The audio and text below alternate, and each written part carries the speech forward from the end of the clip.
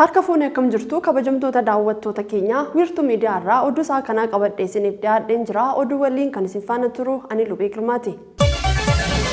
Ministeerri barnootaa Profeesar Biraanuu Naggaa qaamolee hawaasa sochii manneen barnootaa haaressuu fi fooyyessuu keessatti qooda akka fudhataniif dhaamsa isaanii dhaaman. Sosochiin barnootaa bakka Ministeerri Muummee Dr. Abiy Ahmed qondaaltota federaalaa fi pirezidaantonni naannolee argamanitti dhaadannoo barnoonni daa'immaniif jedhu gaggeeffamee oole. Ministeerri barnootaa Profeesar Biraanuu Naggaa qabeenyi biyya tokkoo inni guddaan qabeenya humna namaati jedhan. Humna namaa ammoo barnootaan yoo hin ga'oomsine kisaaraadha kan jedhan yoo ta'uu fi sochiin barnoota biyyaalessaas bakka hooggantoonni federaalaa fi pirezidaantonni naannolee jiranitti gaggeeffamee oole. Ministeerri nageenyaa dargaggoota tajaajila tola ooltummaa biyyoolessaa kennaa turaniif sagantaa beekamtii fi badhaasaa kennuu magaalaa Adaamaatti gaggeessee oole. Sagantichi dargaggoota tola ooltota tajaajilichi erga eegalee marsaa 7 hirmaataniin 45,000 fi 500 oliif kan kennamu ta'uun ibsameera. Ministeerri Deetaan Ministeera nageenyaa obbo Taayyee Danda'an tajaajilli tola ooltummaa biyyaalessaa dargaggoonni jaalala biyyaa fi uummataaf dursa kennuun dirqama lammummaa isaanii akka baatan kan taasisudha jedhan. Sagantichi dargaggoota ergama kennameef sirnaan bahachuu isaanii ibsuu qofa osoo hin taane fuuldurattis tajaajila walfakkaatoo biroo keessatti akka hirmaatan imaanaa kennuuf akka ta'e ibsuu tajaajilli oduu Itoophiyaa gabaaseera. Yuunivarsiitiin Jimmaa fi Jiinkaa qormaata ba'umsa yuunivarsiitii kennuuf qophii taasisuun isaa gabaafame. Lalisaa Magarsaa. Bara kana sadarkaa biyyaatti qormaanni ba'umsaa yuunivarsiitiin ni jalqabaa adoolessa 3 kennama jedhama.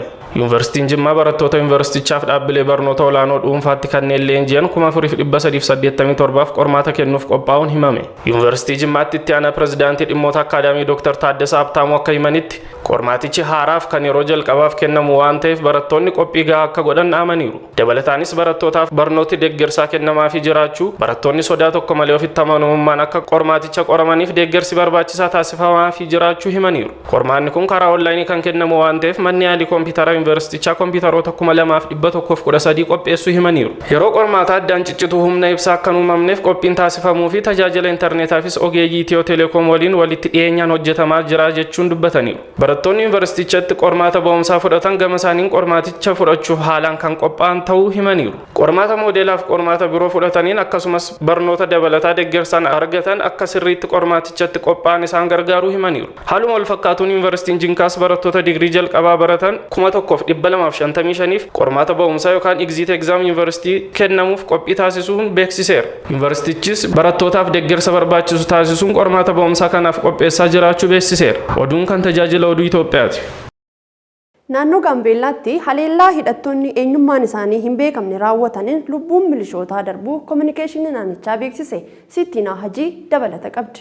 Naannoo Gaambeellaa godina Sabaanyuwaa ka'anaa diimaatti dhukaasa hidhattoonni yeroo eenyummaan isaanii hin beekamne bananiin lubbuun milishoota naannoo 2 darbuu waajjirri kominikeeshinii mootummaa aanichaa beeksiseera. Hoogganaan waajjira dhimmoota kominikeeshinii aanaa Dimmaa obbo Okeelloo Ojuloo akka jedhanitti aanichatti dhukaasa hidhattoonni eenyummaan isaanii hin beekamne bananiin milishoonni naannoo 2 akka ajjeefamanii fi kan biraa tokko akka madaa'es kan ibsan yoo ta'u sanbata darbe ganama sa'a 2 irratti hidhattoonni eenyummaan isaanii hin beekamne naannoo ganda Kaashinaatti seenuun dhukaasa banuun milishaa naannoo hojiirra turan 2 ajjeesuun tokko miidhamee wallaansa argachaa jira. Kan jedhan hooggantichi jimaata darbe konkolaachisaa mootarsaayikilii ganda Kaashinaa irraa gara Namkoddatti imalaa ture rasaasaan rukutamee miidhaan akka irra gahes ibsaniiru. Dabalataanis aanicha keessatti nageenyi fooyya'aan jiraattus hidhattoonni daandii irratti saamicha raawwatan irra deddeebiin haleellaa raawwachaa akka jiranis kan ibsan yoo ta'u mootummaan aanichaas qaamolee nageenyaa dhimmi ilaallatu waliin haleellaa kana dhaabuuf waan danda'u hundaa gochaa jiras jedhaniiru. Gabaasni kan Addis Istaandardiiti.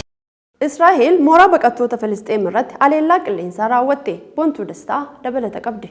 Israa'el mooraa baqattoota Filisxeem kan West Bank keessatti argamu irratti haleellaa qilleensaa hammaataa ta'e raawwachuun miidhaa qaqqabsiisee jira. Kana duras waraanni Israa'el Filisxeem magaalaa Jeenis irratti weerara banuun isaa ni yaadatama.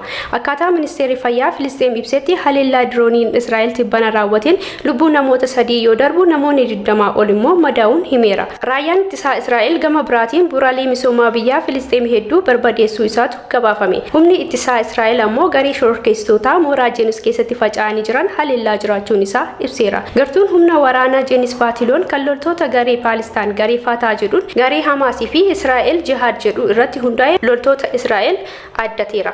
Lolli Israa'el ji'a darbee mooraa baqattoota Jeenis weeraruu yoo xiqqaate lammii Paalistaan 6 ajjeesaniiru. Haleellaa kanatti waggoota hedduu keessatti Israa'el yeroo jalqabaa West Bank keessatti xiyyaara waraanaa fayyadamti. Lolli Israa'el poolisiin daangaa eegan torban haleellaa kanaan madaa'uunis jechuun BBC'n gabaaseera. Oduu ispoortiitiin tapha naannolee Itoophiyaa magaalaa Hawaasaatti taphatamaa jiruun Dambidoolloon magaalaa Gimbii 1-0 injifate. Tapha shaampiyoonaa kilaboota naannolee Itoophiyaa magaalaa Gimbii fi Dambidoolloo walitti fideen olaantummaa magaalaa Dambidoolloon goolabameera.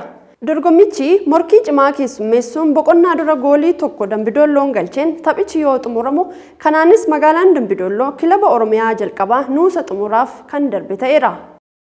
Kan daawwachaa turtan wiirtuu miidiyaa irraa oduun sa'a kanaaf qabannee dhiyaanni kana fakkaata ture. Nu daawwachaan waliin turuu keessaniif hedduu isin galateeffannee qophiilee wiirtuu hafan waliin turtii gaarii.